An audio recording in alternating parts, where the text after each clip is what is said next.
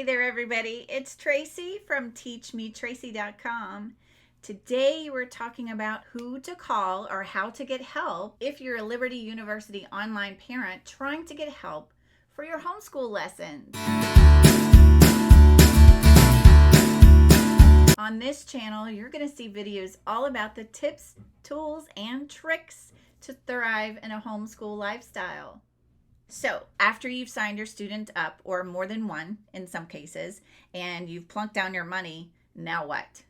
Now what? So there are a number of different options that you can call for help, from admissions to any kind of support help that you might need. They're going to be able to support you in any way that you need. We're going to go through this list, and I want to save the teachers for last because I'm actually going to go through and show you how to email your teacher or contact the teacher right away when you need some help, if the case arises when you are teaching in your homeschool program. But I want to talk about first some of the support staff. Every student has an advisor. So the advisor is who you contact if you have questions about a transcript, about extensions. You can talk to an advisor about a number of things. For example, when our son was in kindergarten, we realized pretty early on that the kindergarten math was not going to be enough of a challenge for him. But we were reluctant to skip him altogether. And we were discussing it, kind of kicking it around a little bit. But we knew we had to get him a little bit more challenged with math soon, or he was going to just lose interest. We got the advisor involved because we were not sure if we should just skip him altogether or if we should just accelerate first grade kindergarten and first grade math. I was reluctant to skip him altogether because he hadn't formally been taught any math, and I was afraid that there were going to be some fundamentals that he was missing. And Lord knows it's been a long time since I've been in school. And so if you're relying on me for fundamentals in math, it's not happening, right? We did 2 years of math in 1 year, basically, is what we did. We did it by getting the advisor involved. I would not recommend that you accelerate any kind of program or decelerate, as the case may be, without getting your advisor involved. And you will know who that person is because you get their contact information when you sign up for Liberty. There's also a chaplain on staff if you need prayer requests or if you have spiritual questions. There is an IT desk in case you have a freak computer incident, if you're logged out of Canvas, or you need some kind of login help with their secondary sites. When you're in elementary school, they use Reading Eggs and Reading Express, especially in kindergarten. That is included with your Liberty tuition. So if you need your login information, if you lose it for some reason, the IT desk can help you. And the last thing that I want to make you aware of in case you need help with these items is the special services team. These guys can help you out if you need something like a 504 or an additional special plan. Please don't hesitate to reach out to them. By the way, all of the information that I'm giving you today is in this handy dandy one-page cheat sheet. So make sure that you download this so you can have it as a quick reference. So don't worry about writing anything down. I'm giving it to you in the video. If you want to jot it down here, that's fine. But just be aware, it is in the description box as a one-page cheat sheet for you. So now, what happens if you're in the middle of a lesson and, oh my gosh, you either don't understand the concept. Obviously, this is probably not going to happen until you get into a little bit higher grades. But I got to tell you, I'm not a math person. A couple of times this year in second grade math. Yes, second grade math. You heard right. Second grade math. Told you I wasn't a math person. Right. Anyway, so there were a couple of times where I was unclear about what the assignment was asking. And so to avoid teaching it incorrectly and then having to reteach it, I did call the phone teacher. So if you're looking for help on an assignment that you're working on and it's right there in the moment, I don't recommend that you contact your individual teacher. And the reason for that is you are not going to be able to call your teacher on the phone to get triage help right then. You can always email your teacher for a follow-up, but sometimes it takes them a while to get back to you. Most of the time, my teachers respond back to me within a couple of hours. The longest I've had to wait is probably a day when I have a question. But usually, if I'm in the middle of a lesson and I need quick clarification, you probably want to call the phone teacher. They're like the triage nurses. So for everyday clarification that you just need right away, I recommend calling the phone teacher. Now, if you're somebody that doesn't want to call anyone on the phone, or you are somewhere where you can't really talk to someone on the phone, there is also a live chat feature. The key with that is the chat is only available Monday through Friday, 8:30 a.m.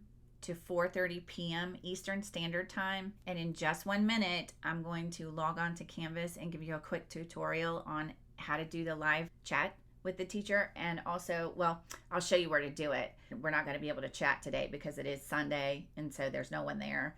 But I'll show you how that works a little bit. And then I'm going to show you how to email your teacher and how to ask for help.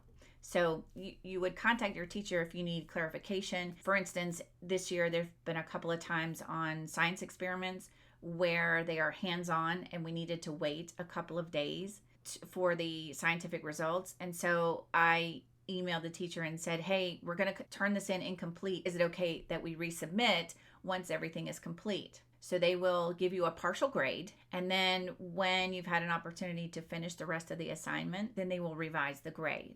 They're great about doing that. And the reason that you have to do that is because the way that the curriculum is structured, you cannot advance until you complete those assignments. So it's beautiful the way that the program works, and frustrating at the same time because I, as I said before, like to preview the whole week so that I can figure out what's going on and know if I'm going to need to bring in reinforcements. But when you have to turn in assignments, you can't see the next day if you need to turn in an assignment. So I'm sure that the reason that they do that, and I don't know this, I've never had a conversation about this with anyone there, but I'm sure that the reason that they do that is because it avoids you getting confused as to what needs to be turned in. So you have to turn in assignments before you can unlock the next day if there's an assignment attached. And not every day has an assignment. They're pretty good, especially with the lower grades, at not assigning. For instance, if you have an assignment in your Bible class on Monday, you're not going to have a math, a literacy, and a science due that same day. They usually try and spread it out so that the student is not overwhelmed with a bunch of assignments and they can focus on one or two at a time. It's really great the way they have this all lined out. They've put a lot of thought into it. All of that being said, let's jump into Canvas real quick. I'm going to have to switch the recording, so I'll be back in just a minute. For this demo, we're assuming that everyone already has Canvas and that you've already signed up with Liberty. Within Canvas, you have these options. So now that we're in Canvas, I'm going to show you how to contact the chat teacher if you are someone who can just chat it out and read it. That's not me, but it might be you. A lot of dads like this option. So once you're in your student's profile, and you have to click on the subject that you're in, and then once you're in the subject, you will be on the module screen, and then you will come down to the lesson. Let's say we had a question about here, lesson 4, research information and capitalization review. So that would be this lesson. And so this is what you want to reference. 8/29 Thursday. R means Thursday because T is for Tuesday. 8 refers to what module you're on, and 29 is the week number that you're on. And then you want to reference the title of the lesson. So it's lesson 4, research information and capitalization. Let's say we had a question about this research project and we didn't understand what we were supposed to turn in. Then you would come over here to this chat live right here. And so you're going to click the button. This box will pop up, and then you're going to reference the module number, the week, and the day, right? That code 829R, and then lesson 4, capitalization information, and then you're going to type your question in there, and then you submit it and wait for them to chat back. If you want to email your teacher and if it's not something you need an answer to right away, but you can wait a couple of hours or so, then certainly email your teacher, especially if you're looking for maybe a clarification on a grade or why your student didn't get full credit or something to that effect, then they can help you. So let's go through, and because you're not going to be able to call them on the phone and actually have a conversation with them. It's all done through email. And for the elementary grades, you usually have one teacher at a time, unless they're taking some extracurricular things. For instance, we're involved with a book club right now. So Eric does have 3 teachers, but usually it's 1 teacher. So you're going to go here to Inbox, and you're going to click on the little pencil up here that says Compose a New Message. Then you're going to choose your favorite courses here. And when you hover over, it gives you a pull down here of what it is, because you can see it's kind of condensed here. So let's say we're sticking with this question about the literacy. Let's say we didn't get full credit on our research assignment, and we want to ask what we were missing if we were unclear. And so you're going to click the subject, and then you're going to come over here to your address book. It will automatically populate your teacher that goes with that. So we're going to click on our teacher's name, and then you need to type in a subject. Let's say it's Tuesday assignment, or you can put in that code that we were discussing earlier. So it was 8/29, Thursday, right? Lesson 4, research and capitalization. Okay, so that is an example. So I hope this little tutorial / walkthrough is helpful to you, and that you can feel confident that you can call who to call and where to call when you need help with certain situations. So that's it. That's how you ask for help. Please let me know in the comments below if you're a Liberty parent and how you've handled some of these issues as they've cropped up. I'm sure other parents would like to know. Also, don't forget that Liberty has a Facebook group for parents, and there's a Liberty University Online Academy blog, which also has helpful information. That's all I have for you this week. Make sure that you go and download that cheat sheet so that you can have it in your homeschool so that you know who to call. I'll see you right back here next week. Bye-bye.